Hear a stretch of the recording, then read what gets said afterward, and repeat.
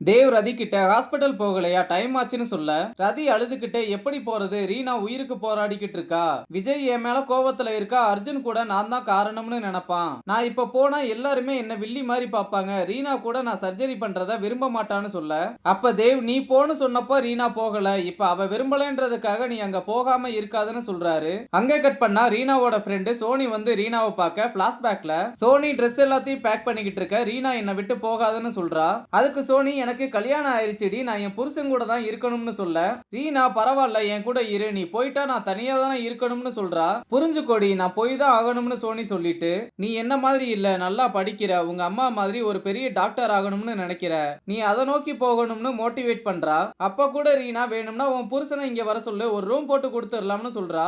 எங்க இருந்துடி உனக்கு மட்டும் இப்படி ஐடியா வருது, நான் டெய்லி உனக்கு கால் பண்ணுவேன், டெய்லி என்ன நடக்குதுன்னு ஷேர் பண்ணுவேன், நீயும் என்ன நடக்குதுன்னு எனக்கு ஷேர் பண்ணணும்னு சொல்லி சமாதானப்படுத்த, ரீனாவும் சரின்னு சொல்லி கிஸ் பண்ண, இங்க சோனி ரீனாவுக்கு கிஸ் பண்றா. அப்போ ரதி அங்க வர, சோனி இவ்வளவு போராட்டமும் உங்களுக்காக தான், எல்லா பசங்களுக்கும் என்னென்னமோ ஆசை இருக்கும், ஆனா ரீனா டாக்டர் ஆனதுல இருந்து இங்க வேலை செய்யற வரைக்கும் உங்களுக்காக தான், அவ ஏன் அவங்க அப்பாவை தேடாம உங்களை தேடுனா தெரியுமா, நீங்க ஏன் அப்படி ஒரு ஹோம்ல அவளை விட்டுட்டு போனீங்கன்ற ஒரு கேள்விக்காக தான், அவளை எப்படியாவது காப்பாத்துங்கன்னு ரதி கிட்ட சொல்ல, அதுக்கு ரதி நான் சர்ஜரி பண்ணா கூட அவ அதை ஏத்துக்க மாட்டான்னு சொல்றாங்க.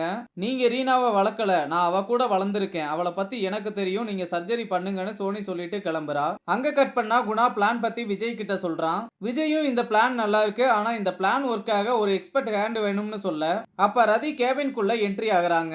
ரதியை பார்த்ததும் விஜய் கடுப்பாகி அர்ஜுன் கிட்ட அவங்க இங்க இருக்க கூடாதுன்னு சொல்ல, ரதி மேம் தான் இங்க சீஃப் டாக்டர், அவங்கள யாராலும் போக முடியாதுன்னு சொல்லி அர்ஜுன் ரதியை வர சொல்றான். அப்புறம் மறுபடியும் குணா பிளான பத்தி ரதி கிட்ட சொல்ல, ரதி இதுக்கு இன்னும் சில எக்ஸ்பர்ட் டாக்டர்ஸ் வேணும்னு சொன்னதும், அப்ப ராக்கி இதுக்கு முன்னாடி நாமளே ஒன்னா சேர்ந்து பண்ணிருக்கோம்லன்னு சொல்ல, பிராக்டிகலா யோசி ராக்கி, நமக்கு 5% சான்ஸ் அதிகம்னு ரதி சொல்ல, விஜய் 1% சான்ஸ் இருந்தா கூட அந்த ரிஸ்க நம்ம எடுத்துதான் ஆகணும்னு சொல்றாரு. அப்ப நர்ஸ் வந்து அர்ஜுன் கிட்ட அசோக்னு ஒருத்தர் உங்களை பார்க்க வந்திருக்காருன்னு சொல்ல, அர்ஜுனும் போய் பார்க்கறான். அப்ப வில்லன் அர்ஜுன் கிட்ட விஜய் பிராக்டிஸ் பண்ண கூடாது, இதை நாங்க அக்செப்ட் பண்ண முடியாதுன்னு சொல்ல, நான் இதுக்கு தான் முன்னாடியே சைன் பண்ண டைம் கேட்டேன், நீங்க தான் இஷ்யூ இல்லைன்னு சொன்னீங்கன்னு அர்ஜுன் சொல்றான். அதுக்குன்னு நீங்க இப்படி பண்ணா கான்ட்ராக்ட டெர்மினேட் பண்ண வேண்டியதுதானே வில்லன் சொல்ல, அர்ஜுன் என்ன மிரட்டுறீங்களான்னு கேட்டதும், நான் இதை சொல்லல, கான்ட்ராக்ட் படி தான் சொல்றேன், இது நடந்ததுன்னா அடுத்த 6 மாசம் உங்க ஹாஸ்பிட்டல் ரெவன்யூல 50% நீங்க எங்களுக்கு கொடுக்க வேண்டியது வரும்னு சொல்றான். விஜய் அப்ப அங்க வரவும் வில்லன் விஜய் கிட்ட நீங்க இனிமேல் இங்க பிராக்டிஸ் பண்ண முடியாதுன்னு சொல்ல, நீ யாரடா என்ன சொல்லன்னு வில்லன் கிட்ட கேட்டுட்டு அர்ஜுனை பார்த்தா அர்ஜுன் சைலண்டா இருக்கான்.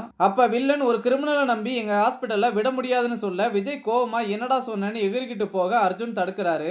நான் வேணா உங்களுக்கு ஒரு ஆஃபர் பண்றேன்னு வில்லன் விஜய் கிட்ட கோர்ட்ல இருந்து நோ அப்ஜெக்ஷன் சர்டிபிகேட் மட்டும் வாங்கிட்டு வாங்க, நானே பர்மிஷன் தர்றேன்னு சொல்ல, கோர்ட்ல இருந்து ஆர்டர் வாங்கிட்டு வந்தாதான் என் பொண்ணை காப்பாற்ற முடியும்னா நான் பாத்துக்கிறேன்னு சொல்லிட்டு விஜய் கிளம்புனதும், வில்லனும் அர்ஜுன் கிட்ட அவரோட பொண்ணான்னு கேட்டு ஷாக் ஆகுறான். அங்கே கட் பண்ணா ரீனா கிட்ட ஹவுஸ் ஓனர் நான் போயிட்டு வரேன்னு சொல்லிட்டு தானமா போனேன், நீ வரலன்னதும் என் மனசே இருண்டு போச்சு ரீனுமா, உனக்கு ஞாபகம் இருக்கா சாரதா பிறந்த நாளுக்கு நீ ஒரு கலாட்டா பண்ணியேன்னு கேட்க, பிளாஷ்பேக்ல ரீனா சமைச்சுக்கிட்டு இருப்பா. அப்ப சாரதா ஆண்டி உன்னை யாரு சமைக்க சொன்னா, நீ சமைக்கிறதுனால உனக்கு வாடகைலாம் கம்மி பண்ண மாட்டேன்னு சொல்ல, அப்படியே நீங்க கம்மி பண்ணிட்டாலும் இன்னைக்கு உங்க பிறந்த நாள், அதனால சமைச்சு கொடுக்கலாம்னு நினைச்சேன்னு ரீனா சொல்ல, சாரதாவும் என்ன பண்ணி வச்சிருக்கான்னு தெரியலையேன்னு சாப்பிட்டு பார்த்தா ஹவுஸ் ஓனர் நல்லா இல்லைன்னு ரிவ்யூ பண்ற அளவுக்கு நல்லா இல்லைன்னு சொல்லவும், என்ன 2 பேரும் ஓவரா பண்றீங்கன்னு சொல்லி ரீனா சாப்பிட்டு பார்த்து என்ன இவ்வளவு கேவலமா இருக்குதுன்னு அவளே கேட்டுட்டு உங்களை சர்ப்ரைஸ் பண்ணலாம்னு பார்த்தேன்னு சொல்ல, சாரதாவும் நம்ம வேணும்னா நல்ல ஃபுட்டை ஆர்டர் பண்ணிக்கலாம்னு சொல்ல, அதெல்லாம் வேணாம், நான் இன்னொரு டிஷ் பார்த்தேன், அதை 10 நிமிஷத்துல ரெடி பண்ணிடுவேன், வெயிட் பண்ணுங்கன்னு சொல்லிட்டு போக, ஐயோ போச்சுன்னு சாரதா சொல்றதோட பிளாஷ்பேக் கட் ஆகுது. அப்ப ஹவுஸ் ஓனர் சாரதா இறந்ததுக்கு அப்புறம் கூட வீடு இப்படி வெறிச்சோடி இல்லம்மா, எனக்கு ரொம்ப பயமா இருக்குமா, என்னை பாத்துக்க கடைசி வர கூடவே இருப்பேன்னு சத்தியம் பண்ணியம்மா, உன் சத்தியத்தை காப்பாத்துன்னு ரீனா கையை தொட்டதும் ரீனாவோட விரல் அசைகிறத பார்த்துட்டு டாக்டர்னு ஹவுஸ் ஓனர் கத்துறதோட இந்த எபிசோட முடிக்கிறாங்க.